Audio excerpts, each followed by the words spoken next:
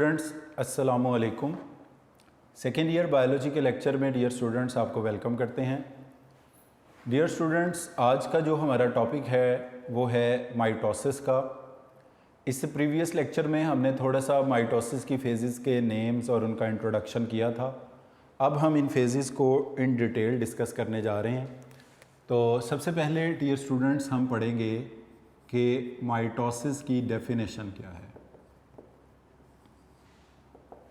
Dear students, mitosis एक ऐसा cell division का प्रोसेस है जिसमें एक पेरेंट सेल से दो डॉटर सेल्स बनते हैं।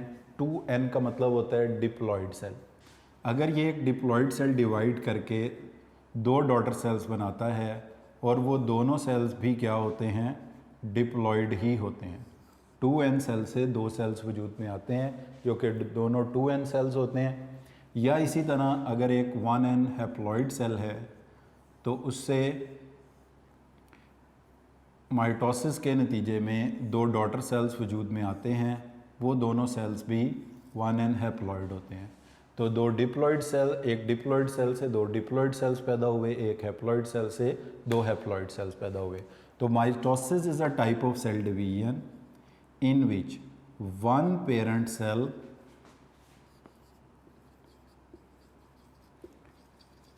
produces two daughter cell।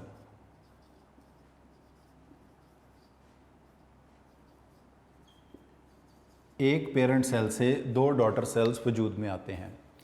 It can take place in both haploid and diploid cell. ये प्रोसेस हैप्लॉइड सेल में भी हो सकता है और ये प्रोसेस डिप्लॉइड सेल में भी हो सकता है। तो mitosis is a type of cell division in which one parent cell produces two daughter cell. Haploid cell में भी माइटोसिस का प्रोसेस हो सकता है, डिप्लॉइड सेल में भी माइटोसिस का प्रोसेस हो सकता है। It ensures same number of chromosome, same number of chromosome in daughter cell. Same number of chromosome होंगे डॉटर सेल में। ये भी कह सकते हैं कि जैसी जेनेटिक इन्फॉर्मेशन पेरेंट सेल में होगी वैसी ही जेनेटिक इन्फॉर्मेशन डॉटर सेल में होगी। इट एंश्योर सेम नंबर, यानी अगर पेरेंट सेल में 46 क्रोमोसोम है तो डॉटर सेल्स दो बनेंगे, उनमें भी 46 क्रोमोसोम होंगे। अगर पेरेंट सेल में 23 क्रोमोसोम है तो डॉटर सेल्स दोनों में भी 23 क्रोमोसोम ईच सेल में पाए जाएंगे। तो mitosis is a type of cell division in which one parent cell produces two daughter cell. It can take place in haploid and diploid cell. It ensures the same number of chromosomes in daughter cell as were present in the parent cell. और ये जो type of cell division है ये होती है eukaryotes में, eukaryotic cell के अंदर। जो प्रोकैरियोट बैक्टीरिया का सेल होता है वो माइटोसिस मियोसिस नहीं करता, वो बाइनरी फिशन से डिवाइड करता है। यहाँ पर यूकैरियोटिक सेल होगा, एनिमल का, प्लांट का सेल। तो अब हम इसकी प्रॉपर डेफिनेशन की बात करें तो mitosis is a type of cell division in which one parent cell produces two daughter cell. It can take place in both haploid and diploid cell. The number of chromosomes in daughter cells are same as were present in the parent cell, and this type of cell division takes place only in eukaryotic cell. It will not take place in prokaryotic cell, यानी जिन cells में बाकायदा regular definite membrane bounded nucleus होता है, ये process उन्हीं sales में होता है। अब माइटोसिस के इवेंट में थोड़ा सा डिफरेंस होता है एनिमल और प्लांट सेल में। मेनली जो अब हम आगे पढ़ने जा रहे हैं, जिनकी हम डायग्राम्स बनाएंगे, वो हम एनिमल सेल्स की एग्जांपल लेंगे।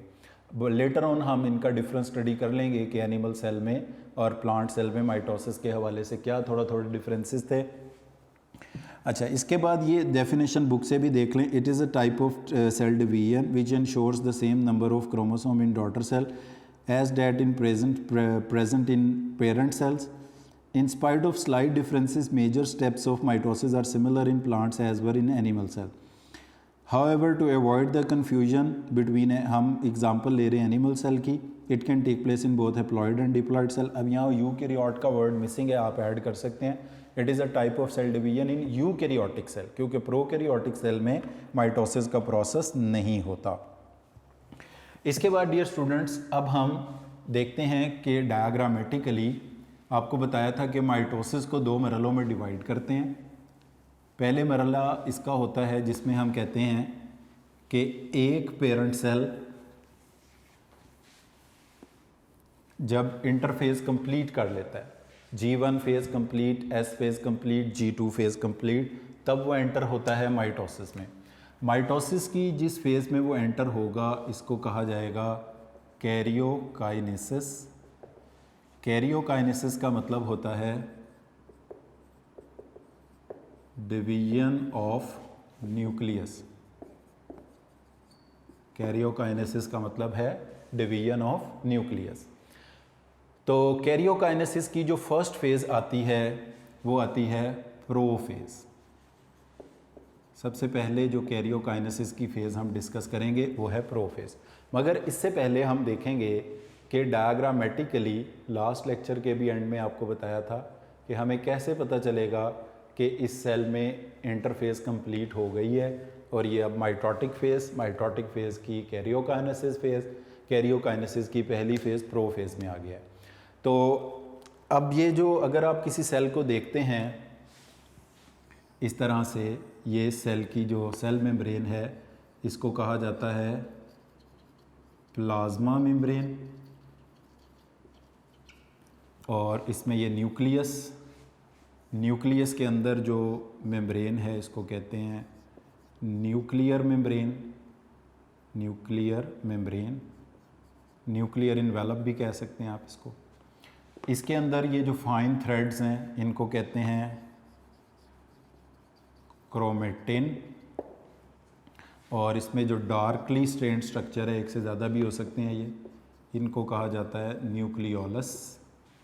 और just exterior to the nuclear envelope के थोड़ा सा बाहर ये डियर स्टूडेंट एक सेंट्रियोल, उसके राइट एंगल पड़ा हुआ एक और सेंट्रियोल, पेयर ऑफ सेंट्रियोल हो गया। पेयर ऑफ सेंट्रियोल को कहा जाता है सेंट्रोसोम। इस तरह आप समझ लें कि एक सेंट्रियोल है इस तरह 9 ट्रिपलेट्स का, माइक्रोट्यूब्यूल्स के, ये भी 9 ट्रिपलेट, ये ऐसे प्लेस्ड है। ये कितना एंगल बनता है 90 degrees, right angle, vertical to each other कह सकते हैं। इनका एक पेयर पहले ही डुप्लीकेट हो जाता है, यानी ये एक पेयर की बजाय कितने पेयर हो गए, 2। तो ये इंटरफेस में डुप्लीकेट हो गए हैं और ये जिस मेम्ब्रेन में एनक्लोज्ड हैं, अब इनको कहा जाएगा सेंट्रोसोम। तो पेयर ऑफ सेंट्रियोल मिलकर बनाते हैं सेंट्रोसोम। अब आप देख सकते हैं कि इस सेंट्रोसोम के अंदर सेंट्रियोल्स ऑलरेडी डुप्लीकेटेड हैं, इंटरफेस के लास्ट में ये डुप्लीकेट हो गए, मगर ये इधर ही मौजूद हैं, ये कहीं और ट्रैवल करके गए नहीं हैं। इनकी लोकेशन क्या है, just exterior to the nuclear envelope के बिल्कुल बाहर की तरफ ये पड़े हुए हैं। सेंट्रोसोम एक है मगर उसके अंदर सेंट्रियोल्स के 2 पेयर्स हैं। एक पेयर का मतलब होता है 2 सेंट्रियोल हैं, 2 पेयर सेंट्रियोल का मतलब होगा 4 सेंट्रियोल हैं। एक pair right angle to each other, दूसरा पेयर राइट, ये जो प्लस के निशान की तरह आपको लग रहा है, प्लस के निशान का मतलब है कि ऐसे ये 2 पड़े हुए हैं right angle to each other, एक पेयर, ऐसे एक और पेयर, तो 2 पेयर। तो इंटरफेस की पहचान ये होती है कि इसमें न्यूक्लियर मेम्ब्रेन कायम होती है, क्रोमेटिन होता है, क्रोमोसोम नहीं होते, न्यूक्लियोलस होता है, सेंट्रोसोम के अंदर सेंट्रोसोम एक होता है, सेंट्रियोल्स के पेयर ऑलरेडी डुप्लीकेट हो चुके होते हैं। तो अब इसमें क्या चेंजेस आते हैं कि हम कहते हैं कि ये माइटोसिस शुरू हो गई, कैरियोकाइनेसिस उसकी प्रोफेज 1 शुरू हो गई। अब मैं एक और डायग्राम बनाता हूँ, उसको हम इसके साथ कंपेयर करते हैं, वो प्रोफेज की डायग्राम होगी।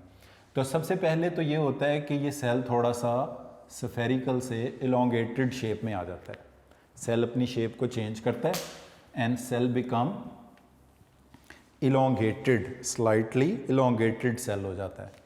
पहले इसमें देख रहे हैं आप, ये स्फेरिकल है इंटरफेस में, ये आहिस्ता आहिस्ता थोड़ा सा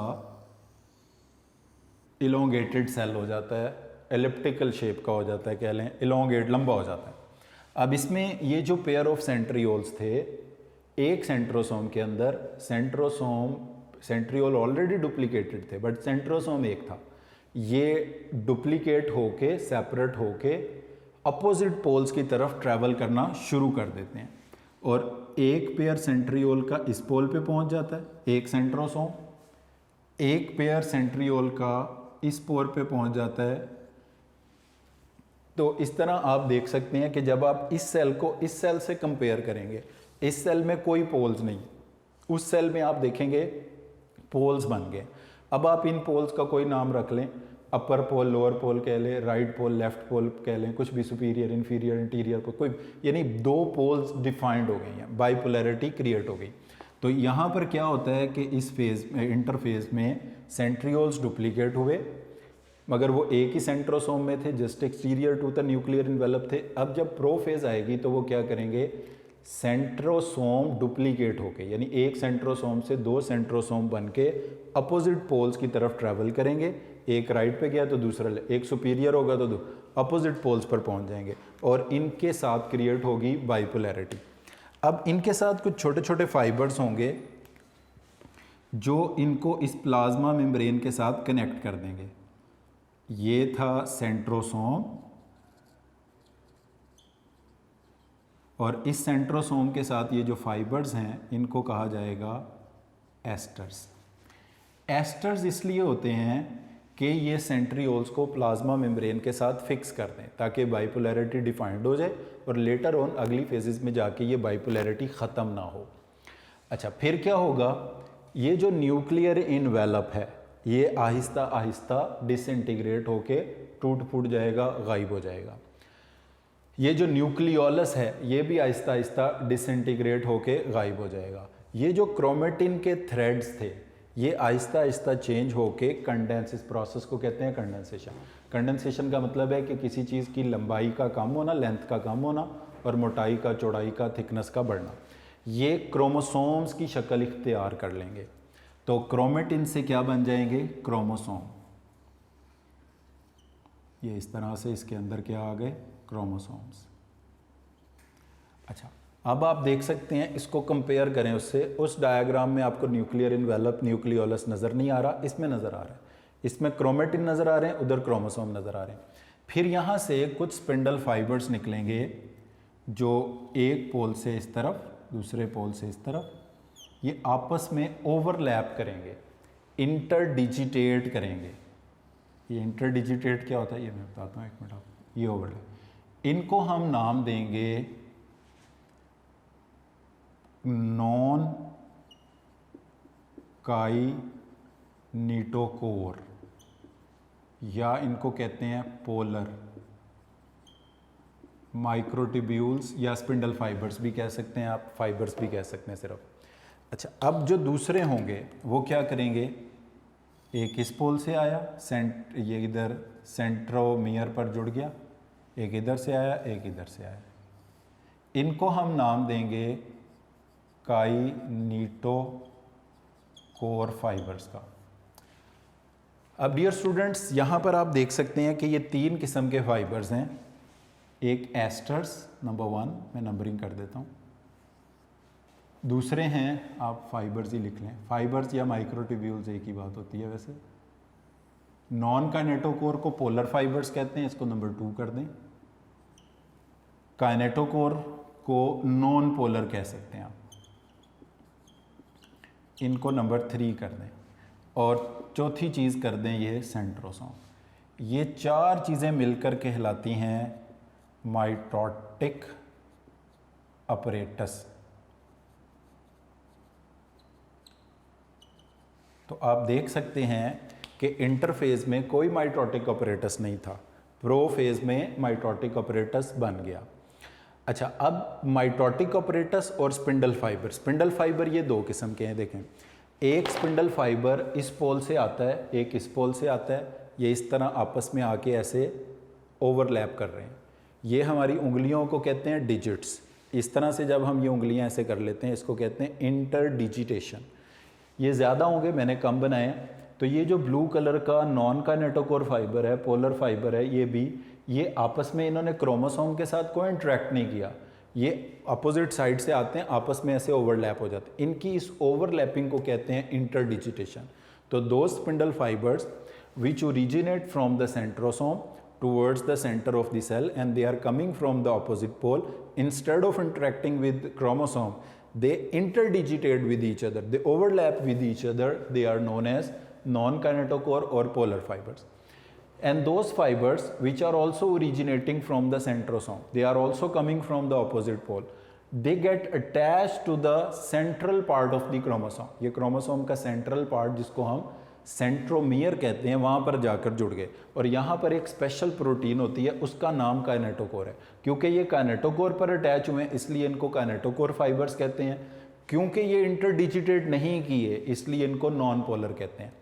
तो ये तीन चीज़ें, एस्टर्स, पोलर फाइबर्स या non kinetochore, kinetochore, non polar, और ये सारी चीज़ें मिलकर बनाते हैं माइटोटिक अपरेटस, और ये दोनों फाइबर्स मिलकर कहलाते हैं स्पिंडल फाइबर। तो अब इस तस्वीर को उस तस्वीर से कंपेयर करें तो जो 4-5 चेंजेस मेनली आए हैं, नंबर 1, प्रोफेज में न्यूक्लियर इन्वेलप डिसअपीयर हो जाता है। नंबर 2, न्यूक्लियोलस डिसअपीयर हो जाता है। नंबर 3, क्रोमेटिन जो कि फाइन थ्रेड्स थे, इनकी कंडेंसेशन से क्रोमोसोम अपीयर हो जाते हैं। तो chromatin become condensed into chromosome, chromosome में चेंज हो जाते हैं। इसके अलावा माइटोटिक अपरेटस ऑर्गेनाइज हो जाता है। अब माइटोटिक अपरेटस में क्या चीज़ें हैं? माइटोटिक अपरेटस में पेयर ऑफ सेंट्रियोल्स हैं जो कि अपोजिट पोल्स पर हैं, जिन्होंने बाइपोलैरिटी क्रिएट की हुई है। एस्टर्स हैं जिन्होंने इनको प्लाज्मा मेम्ब्रेन के साथ फिक्स किया हुआ है। इनसे ओरिजिनेट होने वाले वो फाइबर्स जो अपोजिट पोल से आकर इंटरडिजिटेट कर रहे हैं, इनको कहेंगे पोलर या नॉन काइनेटोकोर, और जो क्रोमोसोम के सेंट्रोमियर पर लगे इनको कहेंगे काइनेटोकोर फाइबर्स। तो इनको इस सेल को उस सेल से कंपेयर करें, और अगर आप इसको देखें, ये जो माइटोटिक अपरेटस का साइज़ है पूरे न्यूक्लियस के साइज से भी बड़ा है। यानी सेल के मोस्ट ऑफ द वॉल्यूम को किसने ऑक्यूपाई कर लिया है? माइटोटिक अपरेटस ने ऑक्यूपाई कर लिया, और ये सेल के न्यूक्लियस से भी बड़ा है साइज़ में। तो जो चेंजेस आते हैं इनको अगर हम सम अप करें, न्यूक्लियर इन्वेलप प्रोफेज में डिसअपीयर हो जाएगा, न्यूक्लियोलस डिसअपीयर हो जाएगा, क्रोमेटिन की कंडेंसेशन से क्रोमोसोम बन जाएगा। क्रोमेटिन कंडेंस का मतलब ये होता है कि क्रोमेटिन एक लंबा सा धागा है, जैसे एक छोटा धागा है, आप नलकी का धागा होता है, उसको बड़ा धागा फैला दें। अब उस धागे को आप एक छोटे से हिस्से में लपेट दें, तो जब आप उसको लपेट रहे हैं तो आप उसको कंडेंस कर रहे हैं। तो इसी तरह ये जो फाइन थ्रेड था क्रोमेटिन, ये कंडेंस होते होते होते होते क्रोमोसोम की शक्ल में नज़र आना शुरू हो गया। तो nuclear envelope disappear, nucleolus disappear, chromatin की कंडेंसेशन से क्रोमोसोम, और क्या बन गए? स्पिंडल फाइबर्स बन गए। Spindle fibres polar, non polar, kinetochore, non kinetochore है। Along with aster and centrosome collectively ये क्या कहलाएंगे? माइटोटिक अपरेटस कहलाएंगे। तो ये वो चेंजेस हैं जो प्रोफेज 1 के अंदर प्रोफेज के अंदर आए हैं। 1 तो मियोसिस में होगी, जो प्रोफेज के अंदर आए। अब हम इस डायग्राम को रेस कर देते हैं इंटरफेस की। ये आपको आइडिया हो गया कि इसमें क्या चेंजेस आए हैं। तो इन चेंजेस को आपने अच्छी तरह मेमोराइज कर लेना है, और एक दो अब एमसीक्यू के पॉइंट हैं कि जैसे ये जो स्पिंडल फाइबर्स होते हैं ये किस प्रोटीन से बने होते हैं। तो स्पिंडल फाइबर्स में ये दोनों ही आते हैं, काइनेटोकोर, नॉन काइनेटोकोर।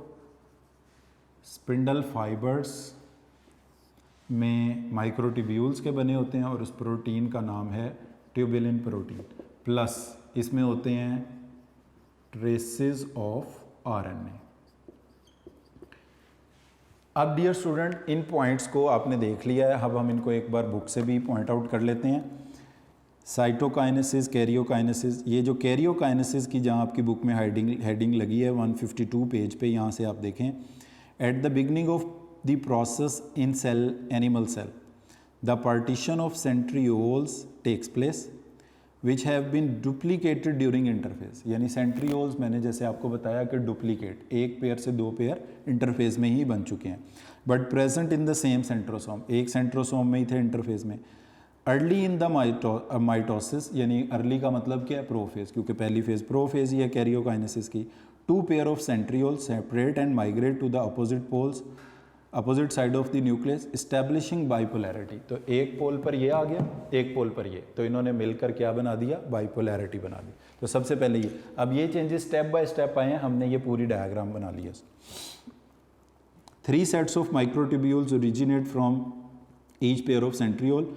अब वो कौन से तीन, वन सेट किसका है, astral microtubule, radiate outward from asters. Other two sets जो हैं वो क्या बनाते हैं, स्पिंडल फाइबर्स कहलाते हैं। Kinetochore attach to the centromere, उस जगह को सेंट्रोमियर काइनेटोकोर कहते हैं। और पोलर जो होते हैं do not interact with chromosome but instead interdigitate, ये हमने पढ़ लिया। और माइक्रोट्यूब्यूल्स या स्पिंडल फाइबर जिस प्रोटीन के बने होते हैं, इस लाइन को अंडरलाइन कर लें आप, ये एमसीक्यू का बड़ा इंपॉर्टेंट पॉइंट है कि माइक्रोट्यूब्यूल्स कह दें, एमटी एब्रीवेशन है माइक्रोट्यूब्यूल्स की, या स्पिंडल फाइबर। तो ये किस प्रोटीन के बने हैं, tubulin plus traces of RNA, थोड़ी थोड़ी मिकदार में इसमें आरएनए होता है, मेनली जो प्रोटीन है उसका नाम ट्यूबुलिन है। अच्छा, ये जो स्पेशलाइज माइक्रोट्यूब्यूल्स के स्ट्रक्चर हैं, एस्टर, स्पिंडल फाइबर और अलोंग विद द सेंट्रोसोम, इनको कलेक्टिवली कहते हैं माइटोटिक अपरेटस। ये एक और लाइन है, अंडरलाइन करें, माइटोटिक अपरेटस, दिस इज का मतलब है mitotic apparatus is larger than the nucleus, nucleus से भी बड़ा है, is designated to attach and capture the chromosome. ये अब क्रोमोसोम इसके अंदर हैं सारे और स्कैटर्ड पोजीशन में है, ये इनको अलाइन वगैरह आगे करेगा। अच्छा, अब आ जाएं आप प्रोफेज में। प्रोफेज को हम कहते हैं non dividing phase of the cell cycle of chromosomes are not visible even, यानी इंटरफेस के अंदर जो क्रोमोसोम थे वो इवन इलेक्ट्रॉन माइक्रोस्कोप से भी नज़र नहीं आते थे और कोई स्टेन उन पर अप्लाई, क्रोमेटिन बारल नज़र आता था। तो क्रोमेटिन कंडेंस होके, ये एक एमसीक्यू का पॉइंट है कि क्रोमोसोम कितनी लेंथ के हो सकते हैं, 0.25 से लेके 50 माइक्रोमीटर तक इन लेंथ ये क्रोमोसोम हो सकते हैं, यानी क्रोमेटिन की कंडेंसेशन से क्रोमोसोम बन जाते हैं। ये हमारा पहला पॉइंट हो गया। उसके बाद eight the beginning of prophase chromosome become visible and thicker, वही सारी बात लिखी हुई है, हैविंग टू सिस्टर क्रोमेटिड। वो टू सिस्टर क्रोमेटिड क्यों है वाला, क्योंकि वो पीछे इंटरफेज की एस फेज में डुप्लीकेट ऑलरेडी हो चुके हैं। हर क्रोमोसोम के पास दो दो सिस्टर क्रोमेटिड्स हैं। दो दो सिस्टर क्रोमेटिड्स का मतलब है कि एक क्रोमोसोम, दो क्रोमेटिड्स और दो डीएनए के मॉलिक्यूल हैं, क्योंकि ये एस फेज से गुजर चुके हैं। और एस फेज से गुजरने से पहले इसमें एक क्रोमोसोम, एक एक क्रोमेटिड और एक ही डीएनए का मॉलिक्यूल था। अच्छा, उसके बाद ये towards the end of the prophase जो चेंजेस आएंगे, nuclear envelope disappear, nuclear material cytoplasm में आ जाएगा, न्यूक्लियोलाइड डिसअपियर, माइटोटिक ऑपरेटस जैसे बताया आपको ऑर्गेनाइज हो जाएगा, cytoplasm become more viscous and more thick, यानी ये वाली जो शेप है ये वाली सारी अपीयर हो जाएगी। तो ये चेंजेस प्रोफेज में आते हैं। फिर मैं समराइज कर देता हूँ, टोटल 5 चेंजेस ये बनते हैं मोर और लेस।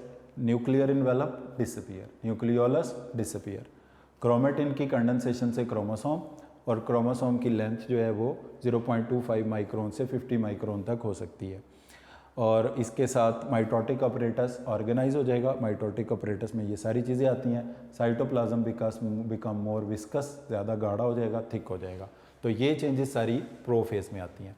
अब इस प्रोफेज को आप कंपेयर करेंगे तो आपको पता चलेगा कि मेटाफेज में क्या चेंजेस आते हैं, क्योंकि जब प्रोफेज कंप्लीट हो जाएगी तो इसके बाद नेक्स्ट फेज स्टार्ट होगी और उस नेक्स्ट फेज को कहा जाता है मेटाफेज।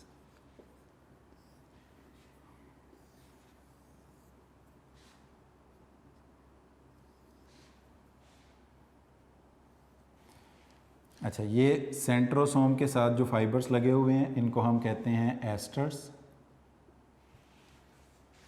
और ये हो गए हमारे पास नॉन काइनेटोकोर फाइबर्स,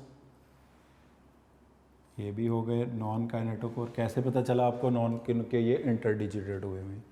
और ये हमारे पास क्रोमोसोम, ये भी क्रोमोसोम, इसके साथ जो लगे हुए हैं इसको हम कहते हैं काइनेटोकोर।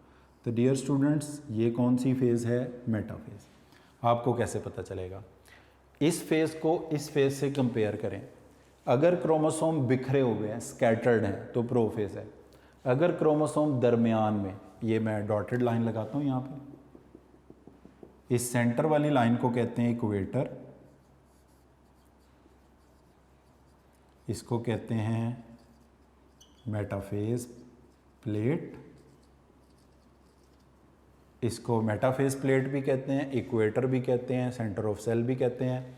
तो if the chromosomes are aligned to the equator of the cell, और ये कौन इसको इक्वेटर पर लेकर आए हैं, स्पिंडल फाइबर्स लेकर आए हैं, जो काइनेटोकोर फाइबर्स हैं वो लेकर आए हैं इसको। तो इस तरह की पोजीशन में आ जाए तो इसको कहते हैं हम मेटाफेज।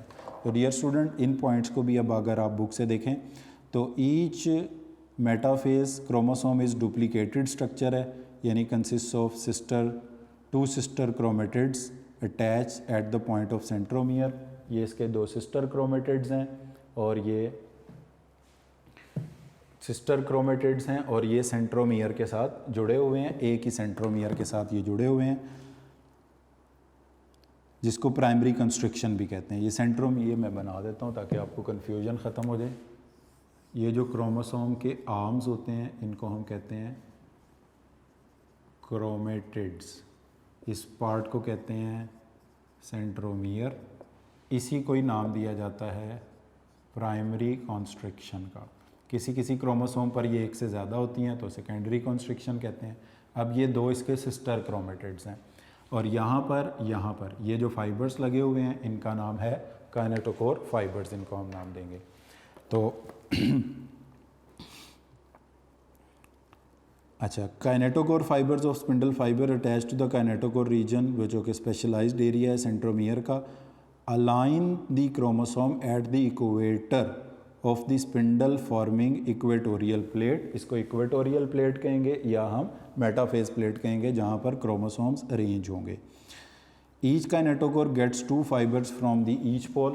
अब हर सेंट्रोमियर पर 2 काइनेटोकोर, ये सेंट्रोमियर है, एक ये, हर सेंट्रोमियर पर 2 काइनेटोकोर फाइबर। ये बात आपने इसलिए याद रखनी है कि आगे चल के जब हम मियोसिस की मेटाफेज 1 पढ़ेंगे वहाँ पर एक सेंट्रोमियर पर 1 काइनेटोकोर फाइबर होगा। तो माइटोसिस की मेटाफेज में एक सेंट्रोमियर पर 2 काइनेटोकोर फाइबर होते हैं, एक राइट साइड से और दूसरा लेफ्ट साइड से लगा होता है। इसके बाद डियर स्टूडेंट प्रोफेज, यानी क्रोमोसोम स्कैटर्ड हैं तो प्रोफेज है, क्रोमोसोम इक्वेटर पर हैं तो मेटाफेज है। अब इसके बाद मेटाफेज के बाद आती है एनाफेज। इसको लिए बुक में लिखा गया है the most critical phase is anaphase. इसमें क्या चेंजेस आएंगे? इसमें ये चेंजेस आएंगे कि जो स्पिंडल फाइबर है इसमें वो कॉन्ट्रैक्ट करेंगे। अब हमारी बुक में जिस तरह लिखा है कि काइनेटोकोर फाइबर कॉन्ट्रैक्ट करेंगे, नॉन काइनेटोकोर एलोंगेट करेंगे। यानी मेटाफेज में, एनाफेज में कब चेंज होगी? जब ये जो नॉन काइनेटोकोर हैं, नॉन काइनेटोकोर फाइबर्स, ये नॉन काइनेटोकोर फाइबर्स क्या करें? इलोंगेट करें, लंबे हो जाएं। और ये वाले जो काइनेटोकोर फाइबर्स हैं ये कॉन्ट्रैक्ट कर जाएं। जब काइनेटोकोर फाइबर्स कॉन्ट्रैक्ट करेंगे तो ये सेंट्रोमियर को एक इस डायरेक्शन में, एक इस डायरेक्शन में पुल करेगा, ये इस डायरेक्शन में, ये इस डायरेक्शन में पुल करेगा।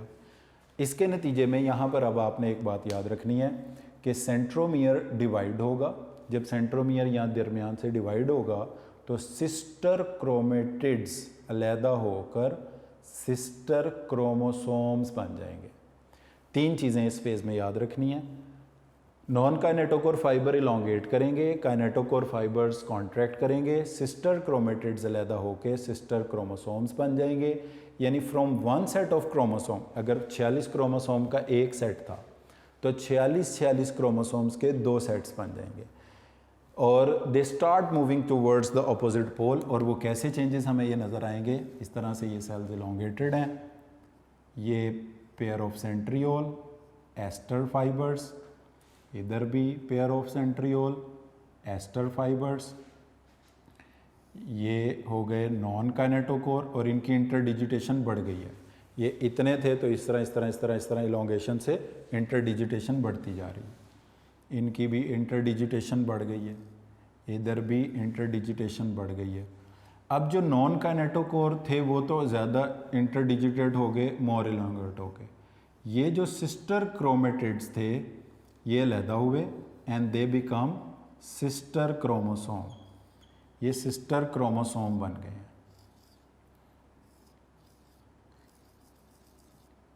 तो एनाफेज की पहचान क्या है कि एनाफेज एक तो सबसे अहम फेज़ है, सबसे क्रिटिकल फेज़ है चारों में से, प्रोफेज, मेटाफेज, एनाफेज, टीलोफेज में से।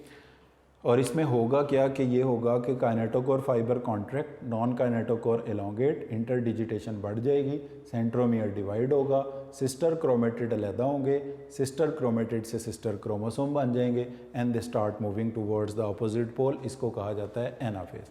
तो एनाफेज को भी आप ये ज़रा बुक से देख लें। Most critical phase of mitosis है ensure the equal distribution of chromatids into daughter cell, kinetochore fibre of spindle fibre contract during their respective pole, at the same time जो पोलर यानी नॉन काइनेटोकोर हैं elongate करके exert करेंगे force on the sister chromatid and are separated from the centromere. As a result sister chromatid travel towards each pole. वो एक line यहाँ लिखी नहीं है कि सिस्टर क्रोमेटिड से सिस्टर क्रोमोसोम बन जाएंगे। अब अगर ह्यूमन सेल होगा तो एनाफेज में हम ये कहेंगे कितने क्रोमोसोम हैं, 46 के 2 सेट्स हैं, तो क्रोमोसोम कितने हैं 92 और क्रोमेटिड भी कितने हैं 92। जबकि मेटाफेज में हम ये कहेंगे कि क्रोमोसोम्स कितने हैं, क्रोमेटिड्स हैं 92 क्योंकि हर क्रोमोसोम डुप्लीकेटेड है, और क्रोमोसोम कितने हैं 46। यानी अगर एक ह्यूमन सेल मेटाफेज में है तो उसमें क्रोमोसोम 46 हैं मगर क्रोमेटिड्स उसमें 92 हैं क्योंकि हर क्रोमोसोम डुप्लीकेटेड है। प्रोफेज में भी ऐसा ही। एनाफेज में ये हम कहेंगे क्योंकि सिस्टर क्रोमेटिड अलग होकर सिस्टर क्रोमोसोम बन गए हैं तो अब क्रोमोसोम्स के 46 के 2 सेट्स हैं, तो क्रोमोसोम भी 92 हैं और क्रोमेटिड्स भी 92 हैं क्योंकि वो सिस्टर क्रोमेटिड अलग होकर सिस्टर क्रोमोसोम बन गए। इसके बाद कैरियोकाइनेसिस की डियर स्टूडेंट लास्ट फेज आती है जिसको हम कहते हैं रिवर्स ऑफ प्रोफेज, यानी जितने चेंजेस प्रोफेज में आए थे वो सारे उलट जाएंगे। होगा ये कि ये जो क्रोमोसोम थे दो, मतलब जो हम तस्वीर में हमने 2 लिए हैं, 2 इधर पहुंच गए 2 इधर पहुंच गए। ओके, इसके बाद क्या होगा, इन क्रोमोसोम के ऊपर न्यूक्लियर इन्वेलप फिर बन जाएगा, रीअपियर हो गया। इनके अंदर न्यूक्लियोलस इस तरह रीअपियर हो जाएगा। इनके अंदर ये क्रोमोसोम नज़र आने बंद, फिर से ये क्या बन जाएंगे, क्रोमेटिन बन जाएंगे, और इनके बाहर पेयर ऑफ सेंट्रियोल होगा, माइटोटिक ऑपरेटस इसमें ख़त्म हो जाएंगे। तो इसको हम बोलते हैं टीलोफेज। टीलोफेज को कहा जाता है रिवर्स ऑफ प्रोफेज। अब टीलोफेज में क्या हुआ, एक सेट क्रोमोसोम का एक पोल पर आ गया, दूसरा सेट क्रोमोसोम का दूसरे पोल पर, यानी 46 क्रोमोसोम इधर 46 क्रोमोसोम इधर। वो क्रोमोसोम प्रोफेज में कंडेंस हुए थे, यहाँ डी कंडेंस होंगे, यहाँ दोबारा क्रोमेटिन बन गया, न्यूक्लियोलस फिर आ गया, न्यूक्लियर इन्वेलप फिर आ गया, सेंट्रियोल्स एक किससे क्रोमोसोम न्यूक्लियस के लिए किस, और माइटोटिक ऑपरेटस डिसऑर्गेनाइज। इसीलिए टीलोफेज को कहा जाता है रिवर्स ऑफ प्रोफेज। जितने चेंजेस प्रोफेज में आए थे वो सारे चेंजेस टीलोफेज में उलट गए। अब इस बात को हम बुक से भी देख लेते हैं। Reaching of the chromosome at opposite poles terminates anaphase. Anaphase खत्म, start of telophase. Chromosome decondense, लंबाई का कम होना, थिकनेस चौड़ाई का बढ़ना कहलाता था कंडेंसेशन। अब उलट कर दें, लंबाई का बढ़ना, थिकनेस का कम होना, D condensation. Unfolding, ultimately disappear into chromatin. ये देखें फिर से क्रोमेटिन आ गया इसमें। और माइटोटिक ऑपरेटस जो था वो काइनेटोकोर नॉन का एस्टर वो सब खत्म हो गए, डिसऑर्गेनाइज हो गया।